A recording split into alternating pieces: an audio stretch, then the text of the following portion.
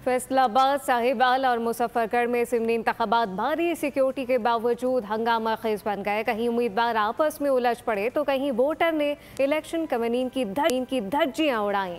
Polling के दौरान पेश आने वाले वाकयात पर देखते हैं ये रिपोर्ट। कौमी असेंबली के 6 और पंजाब असेंबली के 7 हलकों में सिमनी इलेक्शन। फैसलाबाद PP 98 में साख्ता अखलाक की खुली खिलाफ वर्जी। इंतजामिया के दावे वीडियो ने बेनकाब कर दिए। एक नौजवान ने अपना वोट कास्ट करते हुए खुद ही वीडियो बनाकर सोशल मीडिया पर डाल दी। साहिबाल में NA 143 और PP 203 में मुकाबला इस हद तक गर्म हुआ कि नून लीग के चौधरी तुफैल जट और आसाद उम्मीदवार फलक शेर डोगर आपस में भिड़ गए। तल्ख जुमलों का तबादला हुआ। पोलिंग स्टेशन का माहौल भी कशीदा हो गया। पुलिस ने फौरी बीच बचाव कराया और सिक्योरिटी मजीद सख्त कर दी। मुजफ्फरगढ़ के हल्के PP 259 में 2 गिरोहों के दरमियान झगड़ा हुआ तो पोलिंग चंद मिनट के लिए रुक गई। तर्जुमान सूबाई इलेक्शन कमीशन के मुताबिक मामूली तातुल के बाद पोलिंग दोबारा शुरू कर दी गई।